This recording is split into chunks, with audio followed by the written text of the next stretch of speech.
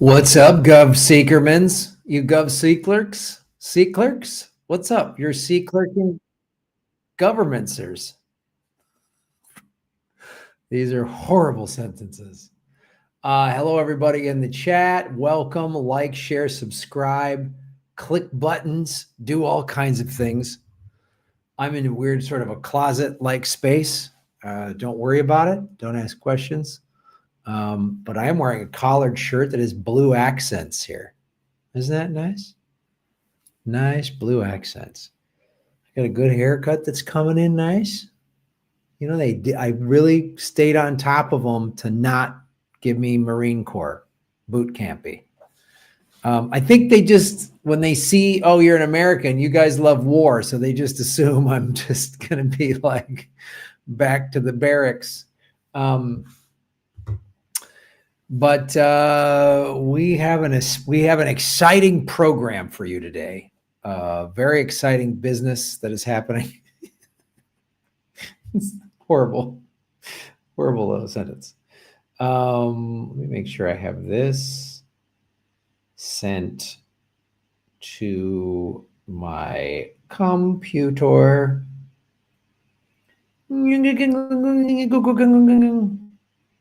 All right.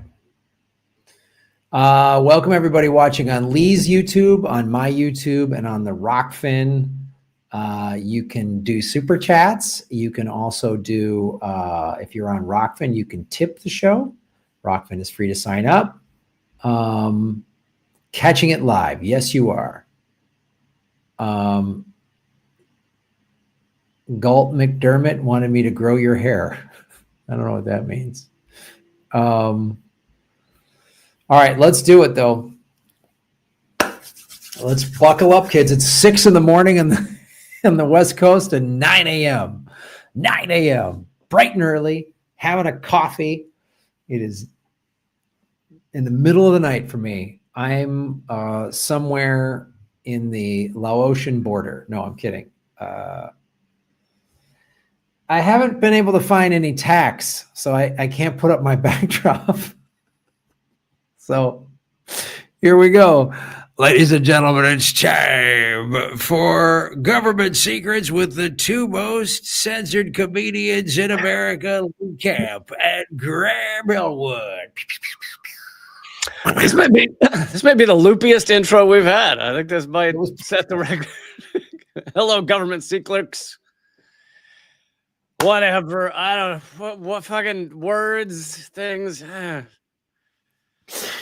It's a lot for me to be. I have to put together words in a cohesive sentence, Lee. I mean, it's like it's a lot. It's a lot. It really is. You're asking a lot of me, but I'm able to do it. Yes. This is an exciting show, exciting episode, and to be honest, I can't tell the difference between your haircut this time or last time. I can't. I know it makes a lot of difference to you, but there is no difference at all.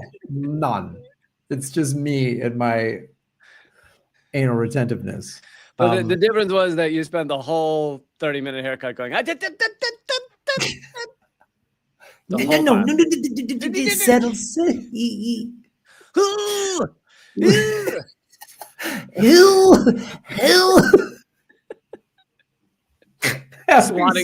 Swatting his hand away at every moment.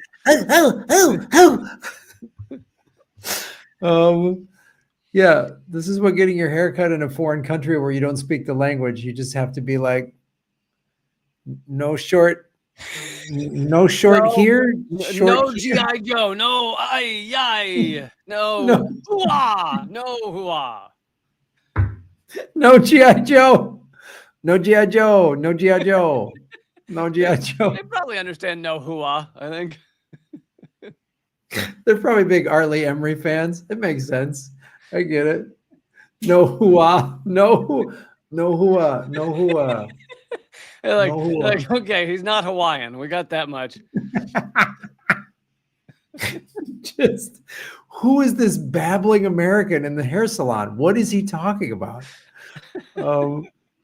Yeah, no hoo-ah, no hoo-ah. Today, we're going to cover the U.S. coup of Australia that I was yesterday years old when I found out about. It's so, having been to Australia numerous times and really I haven't been there since before the pandemic. I'm dying to go back. I'm in a part of the world where I'm closer and I want to go see it. It warms my heart that America committed a coup there, of course, that America somehow interfered with one of its allies. Yeah.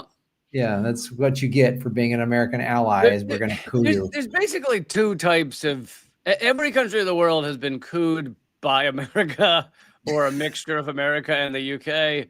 At some point, it's just... If it's a white country, it was usually done politely. And if it's a non-white country, it was done with bombs or assassination or some shit. Yeah. But it's coming either way. However you want to slice it, you're getting cooed, you know? Yeah, one way or another, we're cooing you. Yeah, there's a coup coming. Whichever, America's like a corrupt cop. Like, you go easy, you can go hard. You're getting cooed one way or another. You get to choose. We're breaking your knees either way, but you can yell and whine, or you can say thank you very much. Those are your options. Yeah, we give you an envelope or we give you a hammer to the face. It's your choice. And then we're also covering the 3M cover-up. Decades-long 3M cover-up, still contaminated water in the Twin Cities. It's good business.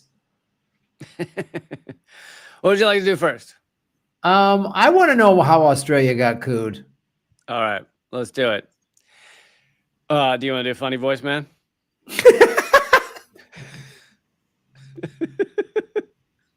No G.I. Joe. No G.I. Joe. No. And also coming up on the day. It's time for segment number 1 with Lee Camp and No G.I. Joe. Woo! It might sink in more with him if you said it in that voice. Coming up, I would not like to have my hair cut like a Marine Corps soldier.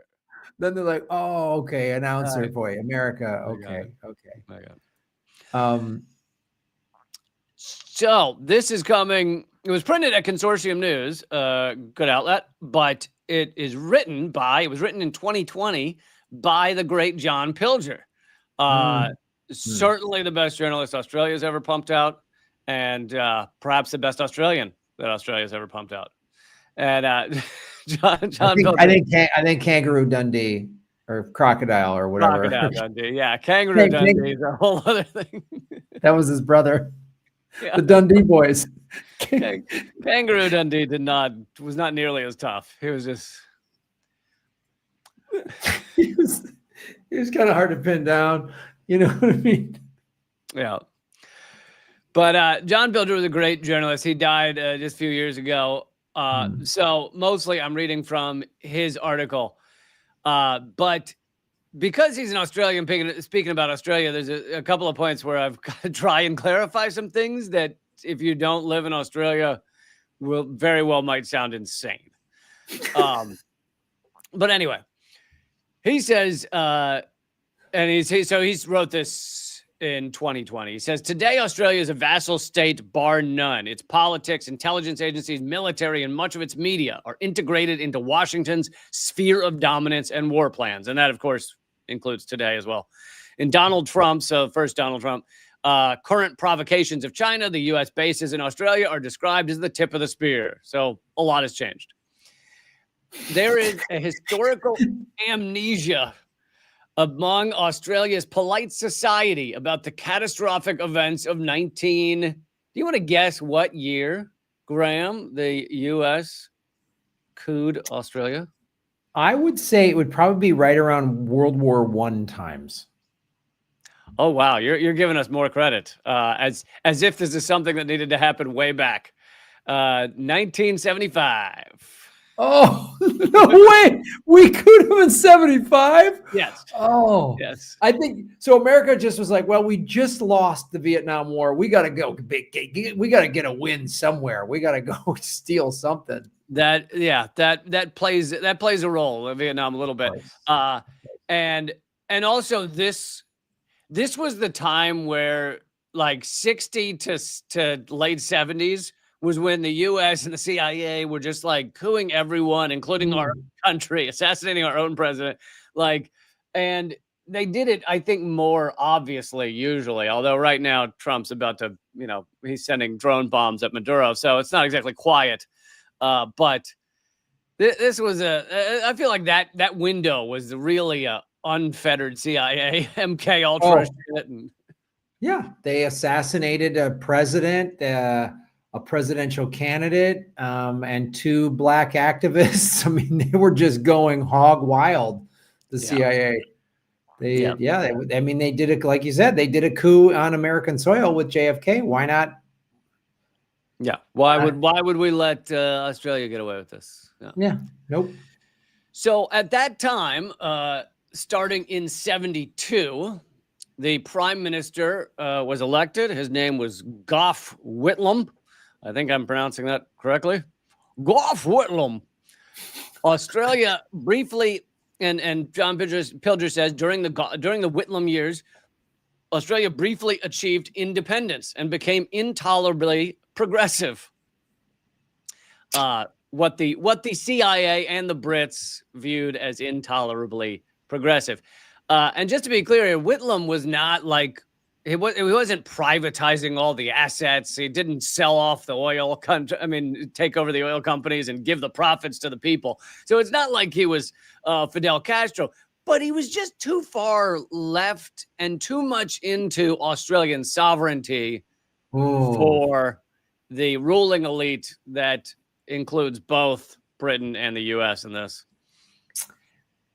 Yeah, and it's you really can't, all that lefty helping the less fortunate stuff. We can't let happen too long. I mean, it's just bad. It's bad. Helping the less fortunate and also acting like you make the decisions. Like, no, you're Australia. You just bend over and say, "May I have another?" That's what are you pretending you're your own country? Nice try, boys. Sorry. Yeah.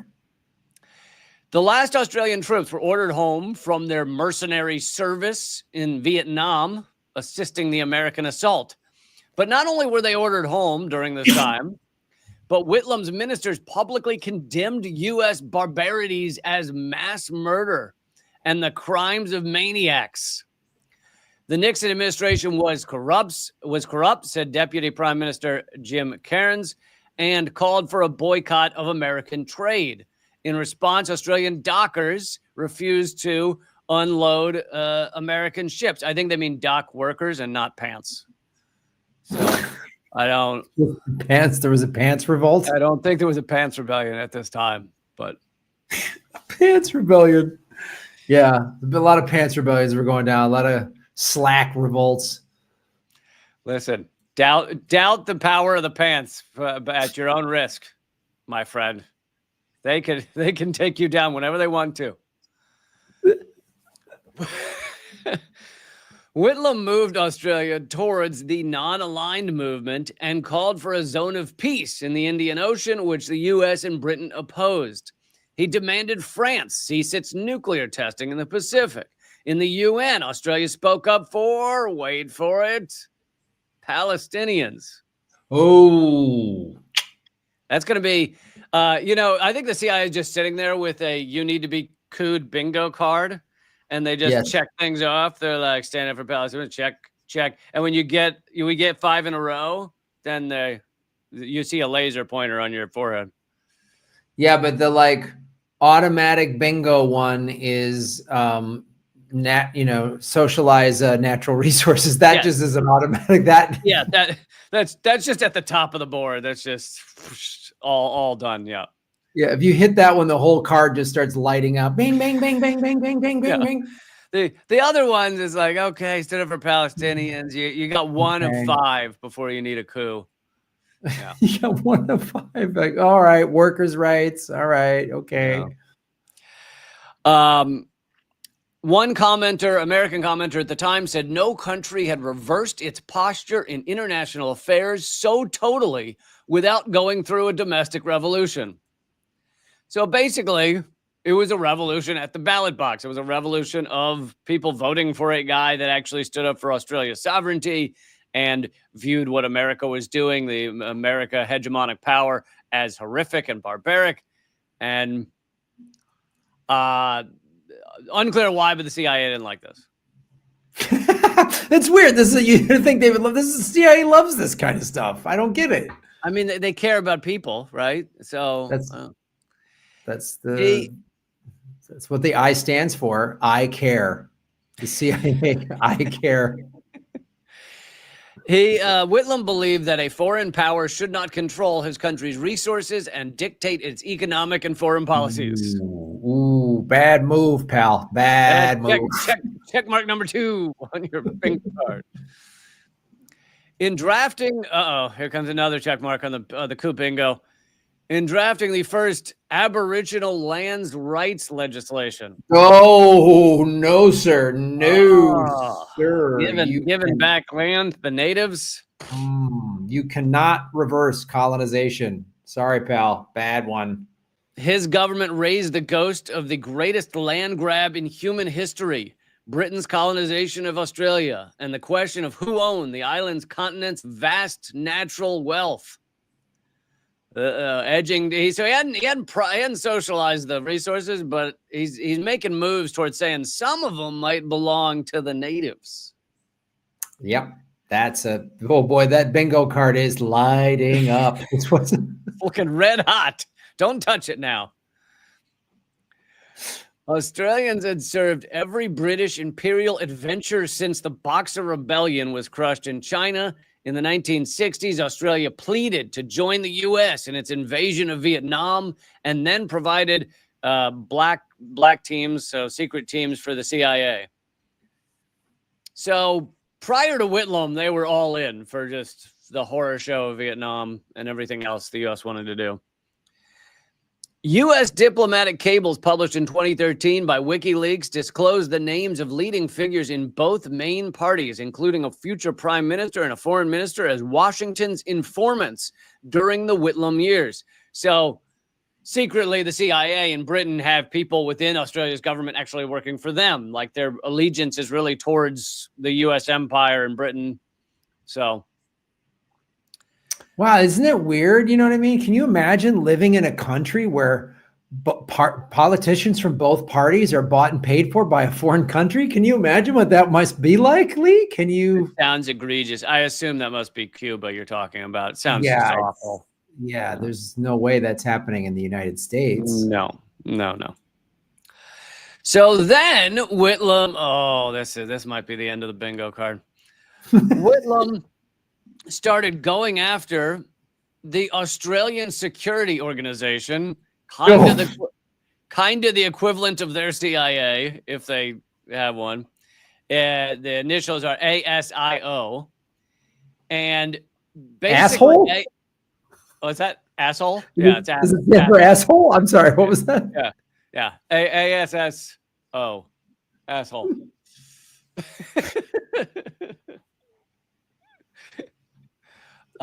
No, it's Agio. Okay. But anyway, when his minister, that was the final straw that broke the camel's back. He started referring to them as assholes, and that was it. These fucking assholes over in the security agency. My accents are horrible, but that was the best we got on this show. So please throw in more Australian accents. I'm going to do Ronald Reagan as an Australian. That's what that was. That was Ronald Reagan. That was Australia. That was Kangaroo Reagan. Well, Nancy and I were going down under, if you know what I mean. And I put my shrimp on her Barbie. So disturbing. Thank you, Alex, for supporting the show. Also, we got a bunch of people throwing in super chats at once. Love it. Thank you guys for supporting our work. Really means a lot.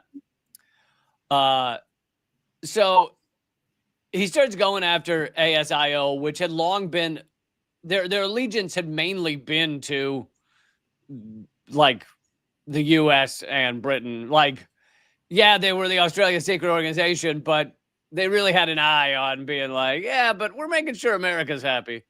Yeah. And they were feeding information back to the CIA all the time. So when Whitlam's ministers publicly condemned the U.S. bombing of Vietnam as corrupt and barbaric, a CIA station officer in Saigon wrote, quote, "We were told the Australians might as well be regarded as North Vietnamese collaborators. So condemn our war in Vietnam and we will view you as the same as the enemy." Oh, God. Alarm in Washington rose to fury when in the early hours of March 16th, 1973, Whitlam's Attorney General, Lionel Murphy, led a posse of federal police in a raid on the Melbourne offices of ASIO. So they raided the Australian security offices. Since its inception in 1949, ASIO had become as powerful in Australia as the CIA. Australia is home to some of the most important spy bases in the world. Whitlam demanded to know the CIA's role and if and why the CIA was running the joint facility at Pine Gap near Alice Springs. As documents leaked by Snowden revealed in 2013, Pine Gap allows the U.S. to spy on everyone. So Australia is a key. That's why it's part of the Five Eyes. Australia is a key surveillance location for U.S. empire. Victor Marchetti, the CIA officer who had helped set up Pine Gap, later told John Pilger, quote, "This threat to close Pine Gap caused apoplexy in the White House. A kind of Chile coup was set in motion." So they disliked this guy a lot, but then when he started going after the CIA's spy bases, that was kind of game shutting match. And I'm doing John Connery without meaning to. That was game shutting match. Thank you, Ratso, for supporting the show. Rock on. Really appreciate it, man. Okay, so then John Pilger starts to talk about a position in Australia that does not exist in the United States. So Australians, probably know all about this. I had never heard of this position. It's called the Governor General of Australia. Graham, do you have any idea what the Governor General of Australia is? Well, he's the general that's right next to the governor. Nailed it. You didn't go off the context clues, did you? So Australia still kind of technically is part of Britain, right? Part of the British Empire. Now, Britain doesn't really exercise any control over Australia. Technically, the King of Britain is also the King of Australia, or a queen at that time. But so King Charles is the King of Australia. It's like borderline meaningless. No one really talks about it. It's, and people view the monarchy in Britain as borderline meaningless, right? They're not supposed to really have any power, even though technically the king or queen signs off on the prime minister. Like, they need his signature, even though they never do anything. So there's this position which is appointed to basically represent the crown, called the Governor General. Now, that position, and I argued with ChatGPT in circles for like 15 minutes. They're like, well, it represents the crown. And I'm like, well, then it's doing what the crown says. It's like, no, it doesn't do what the crown says. It does what the prime minister said. And I'm like, then it doesn't represent the crown. Does it represent the people of Australia? It doesn't really represent the people of Australia. It's insane. But anyway, so this position is a rubber stamp. It's like the FISA court in the United States. Like, any warrant that's ever asked for, they just bang a stamp on it. Yeah, approved. That's all it's supposed to be. Speaking of banging a stamp, I banged a Nancy stamp late last night. You forgot the Australian part of. You forgot the Australian part of the Ronald. Oh, mate. There, he just says mate. That just turned into straight up Ronald Reagan. That was...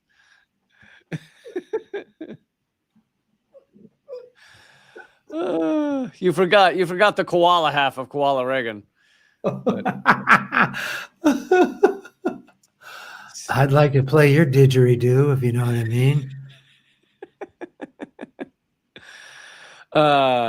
So the governor general is appointed essentially by the prime minister. The prime minister says, I'd like so-and-so to be the governor general. Then the crown, whatever the hell that is, rubber stamps it and says, okay, that's the governor general.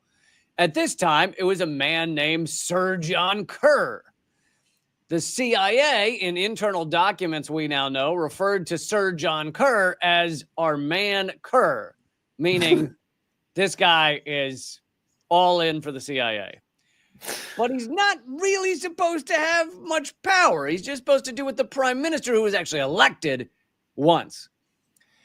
Kerr, to continue from John Pillager, Kerr was not only the Queen's man and a passionate monarchist, he had long-standing ties to Anglo-American intelligence. He was an enthusiastic member of the Australian Association for Cultural Freedom, described by Jonathan Whitney of the Wall Street Journal as an elite invitation-only group exposed in Congress as being founded, funded, and generally run by the CIA. So this guy's straight up CIA. Like, God. Yeah, he's got this position in Australia, but he's CIA. What was his middle name? Langley? Like, was it just like John Langley Kerr? I think we had a Langley like in the last episode. Anyway, Kerr was funded by the Asia Foundation, exposed in Congress as a conduit for CIA influence and money. The CIA, quote, paid for Kerr's travel, built his prestige, even paid for his writings. Kerr continued to go to the CIA for money. I mean, I don't know why. I think at that point you just call him a CIA agent. Like, is there any real difference? I mean, maybe he didn't do the special ceremony where they all jack off into the skull of, Karl Marx or whatever it is, but he's essentially a CIA agent. Every time I'd get angry at Brezhnev, I would just whack off into a skull of Karl Marx, and Nancy would watch. I now feel like I'm doing this show with half the time with dirty Ronald Reagan. He's here. He's always here. He's always present. He's always present. When Whitlam was reelected for a second term in 1974, the White House sent Marshall Green to Canberra, capital of Australia, as an ambassador.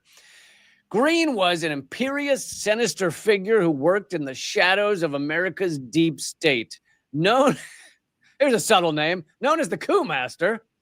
That was the guy's name? Was literally the Coup Master? They called him the Coup Master, yeah. Oh, God. Do you think Australia maybe should have known what was coming at that point? I don't know. We just sent the Coup Master down. He's not going to do anything. He just wants to look around, Coup Master just needs a little vacation down under. That's all. He just wants to get some sunshine. I heard you guys got good beaches there in Sydney and Brisbane. He just wants to check it out. He's just advisory capacity. He's just going to give you some tips just for a minute, just to see how it feels. And he's going to talk to that British cat whose middle name is Langley. But otherwise, you guys will be fine. Everything's good.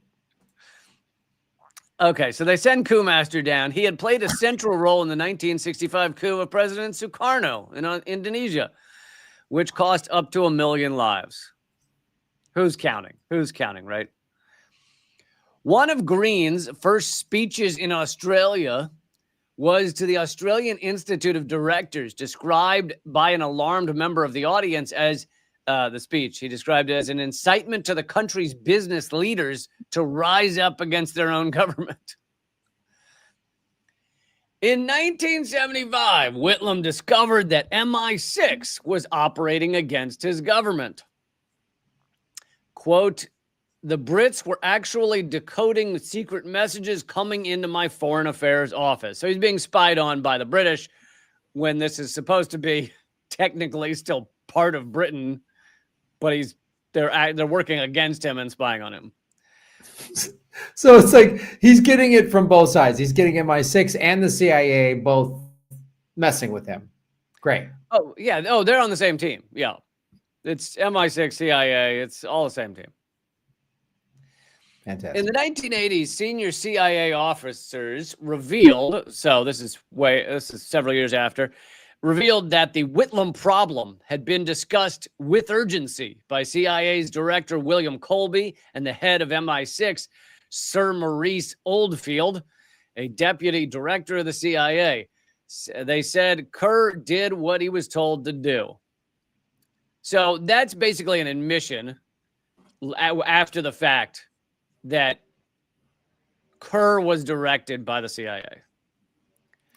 Good Lord. On November 10th, 1975, Whitlam was shown a top-secret telex message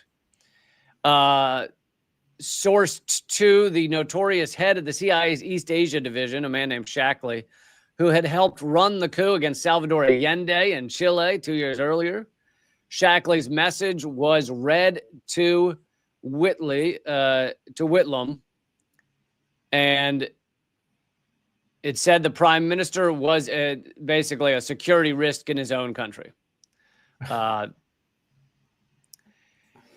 Having removed the heads of both Australian intelligence agencies. So this guy he's basically done what JFK tried to do, right? JFK fired Dulles, started breaking up the CIA. Whitlam fired the head of both the Australian intelligence agencies, ASIO and ASIS. And now he was moving against the CIA. He called for a list of all declared CIA officers in Australia, something that had to be done and quickly. That was Pilger saying that CIA decided something had to be done quickly. So basically, the CIA, who was kind of subtly trying to get rid of Whitlam, suddenly lit a fire under their ass because he demanded a list of all CIA officers in Australia.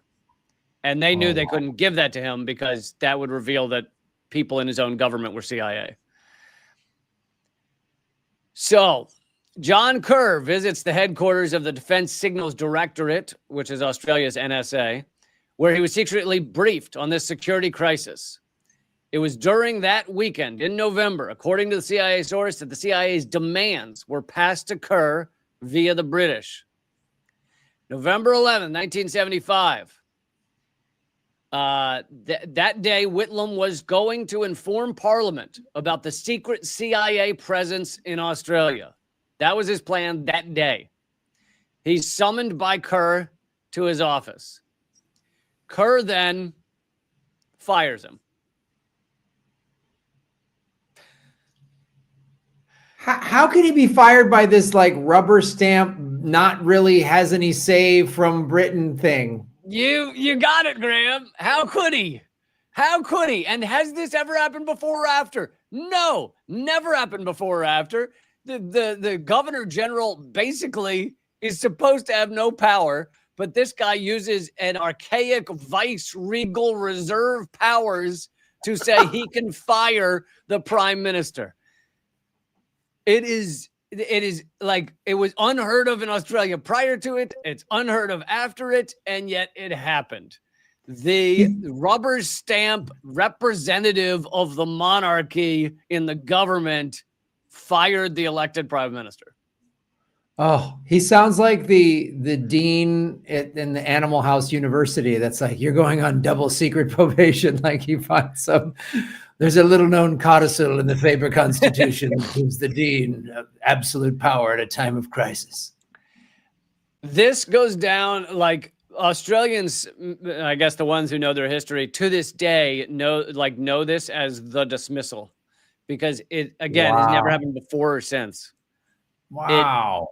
It was unheard of, and this was at least a popular enough prime minister that he was reelected, and literally he's fired. Like it would almost be like the president of the United States being fired by someone you didn't know exist. Like, yeah, being like the assistant janitor to the Federal Reserve building has has one little law that he can enact once every 300 years. As John Pilger concludes, the Whitlam problem was solved. Australian politics never recovered, nor the nation its true independence. the destruction of Salvador Allende's government in Chile 4 years earlier, and scores of other governments that have questioned the divine right of American might and violence since 1945 was replicated in the most loyal of American allies. Wow. So yeah, who knew that Australia had been fucking cooed by the United States, the CIA, and like no one talks about it. I'm putting the newspaper from that day on the screen here. Yeah, this general executive exchequer, whatever this guy's title was or whatever, just viceroy to the, oh, wow. Wow, they will come up with any crazy, geez, the CIA just can't help themselves. Yeah, wow. It's yeah, they always forgive the word, using the word Trump. They always have a Trump card. They always have an ace up their sleeve. And if they don't, it's a bullet. But lots of times they've got techniques that are not bullets. Yeah. Yeah. Wow. Well, that was segment number 1, how America cooed Australia. Oh, and yeah, and mainly, you know, I think they found the stuff like land rights for Aboriginals and standing up for Palestine and being against Vietnam. They found that stuff really annoying, and it made them like furious with him. But it wasn't until he started coming after the CIA that they were like, "Oh yeah, push that red button that says completely undemocratic thing no one's ever heard of. Just do that." Yeah, let's just make up some old law that never existed or something like that. It's like they just, oh God, it's like wag the dog. Most people, I think, even in Australia, because it took years to come out, don't know Kerr's connection to CIA, don't know a lot of even what was going on with the CIA or even maybe the Australian intelligence services. So I'm sure the debate at that time, the Overton window at that time, was that there was a crisis in the Australian government, and in times of crisis, they needed to pull that ripcord, and it just becomes a debate as to whether it's democratic and is it really is it fair and why it happened. But there's no discussion. Like the Overton window, I bet you the word CIA or maybe even the Australian intelligence services, like not even mentioned probably in the entirety of the debate during those years. No, not even. They weren't even like, no, it wasn't. No one was like, I bet you Kerr's in the CIA. No one was. Probably not. No. I mean, it's only recently come out that basically America's role in the Vietnam War was run by the CIA. It was called the CIA's war. Like it wasn't, that didn't even come to light till recently. I mean, just it's like, God, America. Or I just covered the other day, actually, maybe I'll make it a government secrets as well, but the CIA connections to 9/11, 2 of the hijackers being CIA informants, and Zeliko's efforts, like successful efforts to cover up everything, even from the 9/11 commission, firing people from the commission, making sure they didn't talk to people. So it's like all that stuff's still coming out today. It's been 25 years. Like, no, we're living in an insane world where Tucker Carlson is doing this really like hard hitting six episode piece on 9/11 that makes sense. And I'm like, and Marjorie Taylor Greene is like the most level-headed person out there. Like, what? Yeah. Tucker Carlson did well. 2 things. He did the best, like most of the 9/11 analysis. There were some things that were left out, and also some of the stuff I covered the other day was left out of his thing. But that 5-part or whatever 6-part series he did on his podcast, fucking excellent. Ties together all kinds of threads. He has John Kiriakou on there a bunch, even though he can't pronounce his name. Very, very, very well done. Very well researched. And he's the only one and he's a lunatic. He's like on other topics, fucking unhinged. And yet he's the only one doing that shit, or at least with a giant platform. And the other thing he did, which I think he's the largest platform, other than maybe a viral article I wrote once, to talk about the 21 trillion missing at the Pentagon, unaccounted for the Pentagon. And then at the end of an excellent 15-minute segment on that 21 trillion, he and Catherine Austin Fitts talk about how the answer is to have more Christians running government. That's when he takes one of these right turns. You're like, oh, dude. You're like, whoa, what just happened? Literally, they get to the end of like 15 excellent minutes, and she's like, I think you just need more Christians. And he's like, absolutely, you just need Christians. And I'm like, whoa, what just happened? Oh, God, you were doing so great. And then you forgot that Christians are also really corrupt. Really corrupt, and the religion doesn't matter in these situations. There are Jews, Christians, there's Hare Krishnas, I think, stealing shit in the government. Like, it's all religion doesn't matter at that point. No, it does not. Wow, that's fantastic. Well, I love a whole decades long cover up. That's one of my favorite, me, Lee. I love a decades long cover up. I do know that about you. Yeah. No. So this actually came out last year, and but I wanted to get into it because I don't remember it being talked about much. Segment number 2.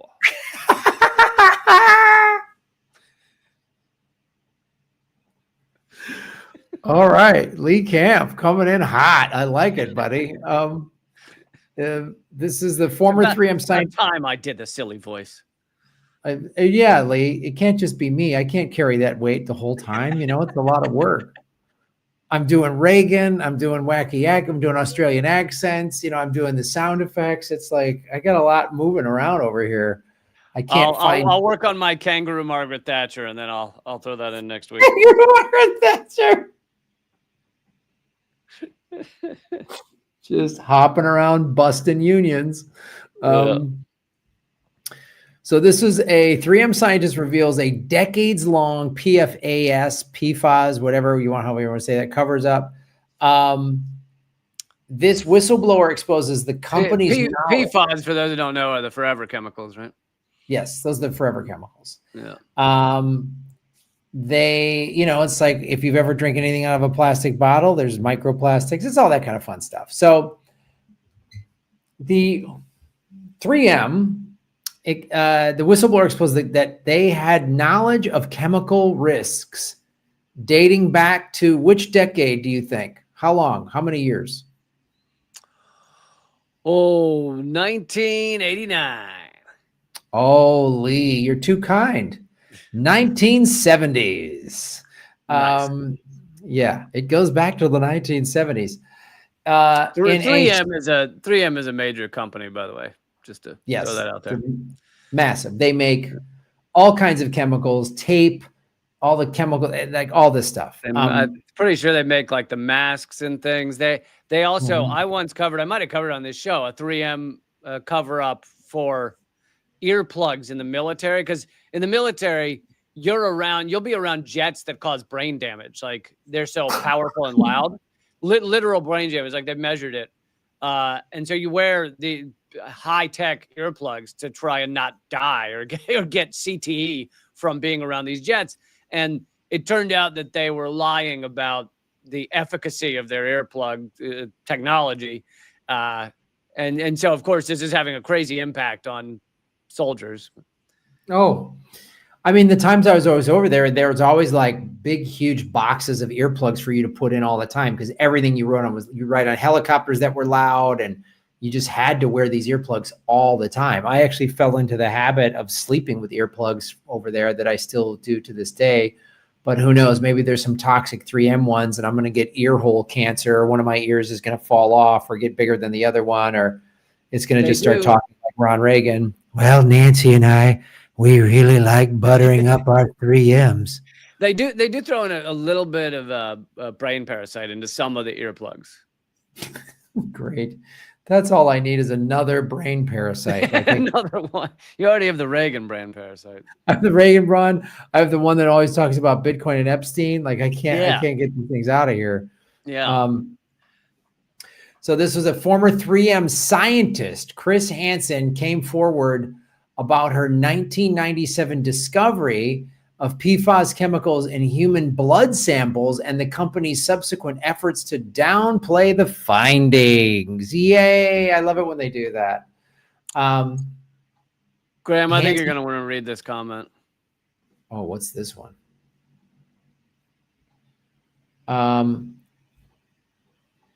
Please ask Graham if, hold on, I got to bring this in here. If Liam and Lisa Neeson need a Nissan, would Liam and Lisa Neeson lease Graham's Nissan Leaf?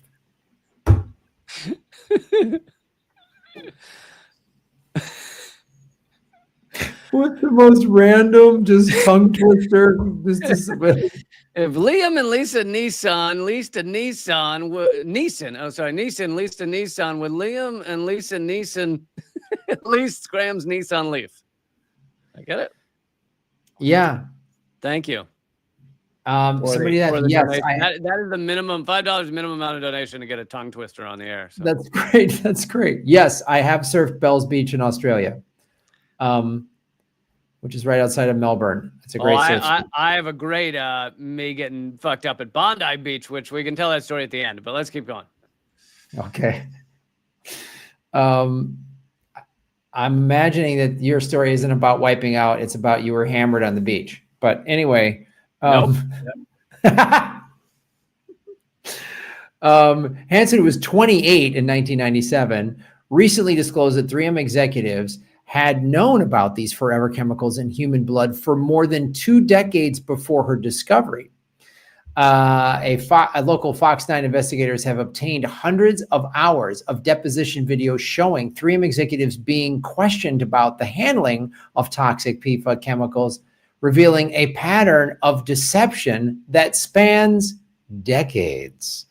3M knew about the PFAS in human blood as early as the 1970s through independent scientist research, which again, this is very similar to, we've talked about it numerous times on this show, the internal studies that the oil companies did that found out. Yep. You know, we talked about that 1977 study, but then you did a segment on this show saying it went back as early as 1958, right? So, yep. This is part of the rich tradition of our American corporate culture, is just lie for decades and poison the earth. Yeah, it's America, and it's not just America. It's corporations around the world are drawn towards the profit over all else, and so this is why we're driving ourselves to extinction via capitalism. Isn't it great? It is fun. While we're still here, whee! Yes, while we're still here, it's a blast. It's a blast. The company had been manufacturing PFAS chemicals since the 1950s, with Scotchgard as its flagship product. Over 170,000 people in the Twin Cities, East Metro area have been affected by contaminated drinking water. So once they found this out, they were like, we're shutting this down immediately. 3M had planned to cease all manufacturing by the end of what year, do you think, Lee? Let's see. Found out about this in the 70s. Shut down immediately. You're very close. You're only about 50 years off. They are going to end manufacturing by the end of this year, 2025, or so they claim. Oh my God. So it's like, wow, this is really bad. It's really dangerous. Just give us a couple decades to figure this out, and then we'll shut it down. Yeah. That's kind of what the oil industry said about climate crisis. Yeah. They're like, just give us like 50, 100 years, and we'll solve this, where it will change things. Yeah. Yeah, we'll fix this. This is really what happened. So it was in 1997. Well, first of all, the chemicals have been linked to various health risks, including cancer and immune system effects. The 1997 blood sample discovery revealed an industry-wide impact. At age 28, the 3M lab scientist Chris Hansen, who we mentioned before, stumbled upon a discovery that would haunt her for decades. The company's chemical signature appeared in blood samples from the general population. It was like finding the big red 3M logo in the blood of the general population. This is all around the Twin Cities? Primarily, yeah. Her initial shock turned to cautious relief when senior executives assured her these chemicals pose no health risks. Right. They'll be in you forever, but they're totally good. It's good. You know what I mean? It's like you eat celery, right? Celery's crunchy and good for you and cleans you out, just like 3M green products. Just like chemicals that were never meant to be in a human body. Yeah, it's the same thing. Like you put on makeup, right? That's not normal. That's not natural. That's okay, right? So we're just putting similar stuff that's in your body, but it's like makeup that can't come off and it gives you cancer. It gives you cancer. It's like makeup. Yeah, just like makeup. They gave her reassurances, came from what she called some of the highest ranking people in the company whose words she trusted implicitly. Oh, sucker. That trust crumbled in 2018 when Minnesota's civil lawsuit unearthed internal documents revealing 3M had long concealed information about the potential health hazards. So she discovered this in 97, told her bosses, and they said, no, you're fine. Okay, 20 years after that, a civil suit shows up and is revealing that there's all these internal documents covering it up.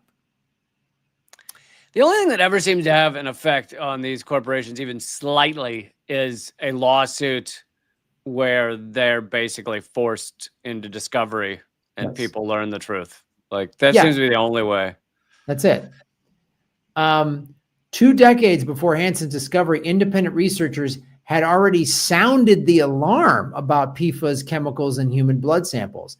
Their findings, documented in internal 3M memos, specifically identified the company's popular Scotchgard product as a likely contamination source.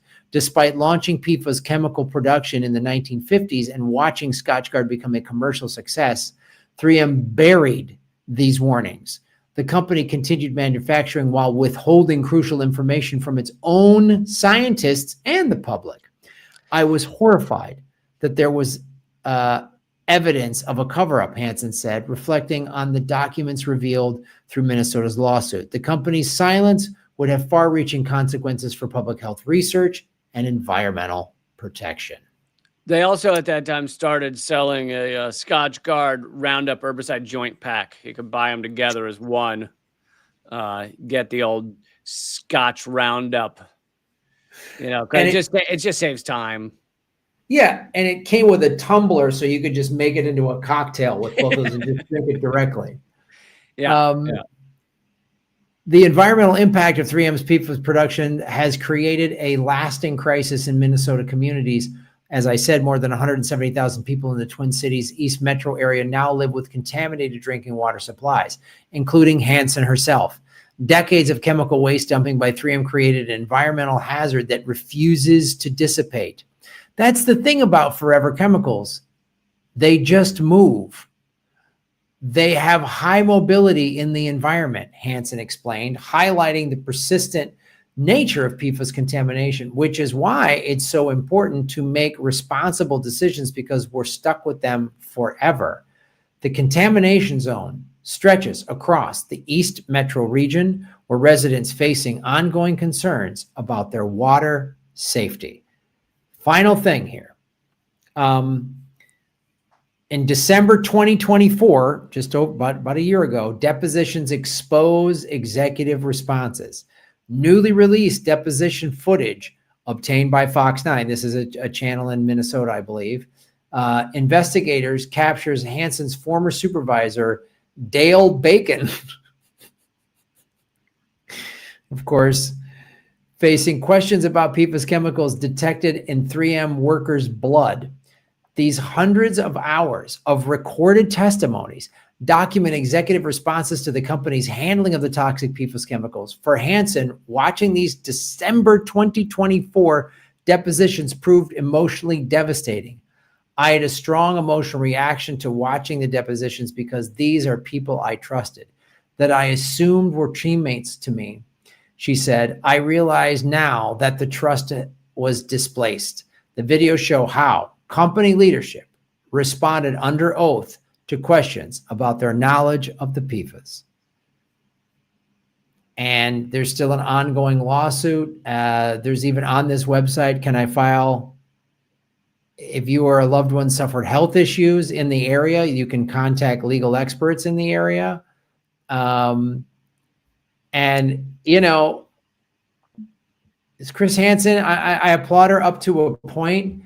But when are we going to wake up that if you work for a big corporation, they're lying? They're lying. Like if you work for a company, they're poisoning the earth, they're poisoning people, they're lying. Like, I get it if you need a paycheck, but these companies are liars. Don't trust. And all they care about is profit. That's and the top of all these companies are sociopaths. And it's by design. Like that's how the machine works. If you are not one and you don't lie well, or you say, oh, well, it looks like we're hurting these people, so we probably should take that off the market. That's the end of your upward mobility. You don't keep moving up in the company once you've done anything like that. So the people at the top of these companies are the ones who said, fuck the people, we're making money, or fucking make this decision because who cares about who gets screwed. So by design, the people at the top making the biggest decisions, all sociopaths. Yes, exactly. If you have a conscience at a big company, you'll get to middle management, or you won't be a senior position. You won't do it. Yeah. You know, if you're working for one of these companies, all right, I get you got to pay your bills, but understand that they don't care. And all they care about is profit, and they will do anything to protect that profit. They will lie, cheat, and steal. They will buy off politicians. They will make fake lie statements in the media.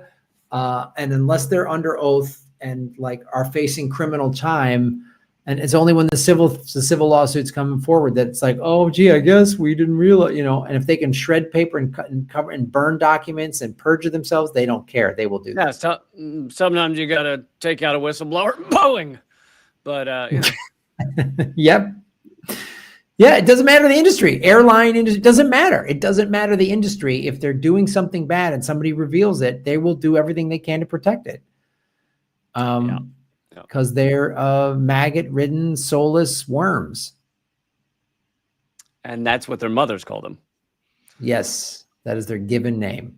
So that's our episode, guys. I hope it was informative and fun. Lee, where can people learn about you and all of the cool stuff that Lee's doing in the Lee Camp multiverse? Well, let me first say we're doing an extra segment at patreon.com/government secrets. Join us over there. You can join up anytime and unlock like 80, 90 extra segments. So you can just listen to us for hours and hours and hours. And then you will know everything about history. So, yes. That's patreon.com/government secrets.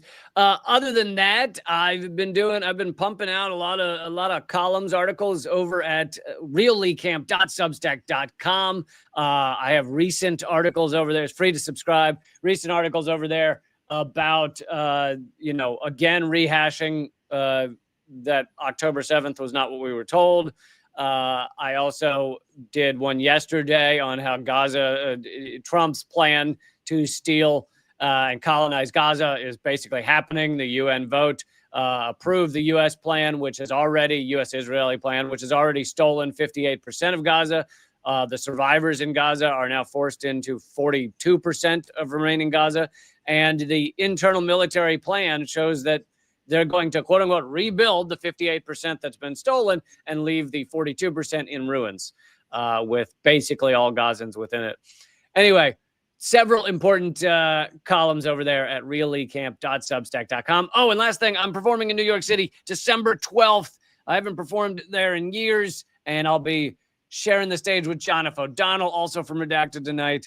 And that's at tinyurl.com/Lee Cobra Club, because I'll be performing at the Cobra Club. Nice. Folks,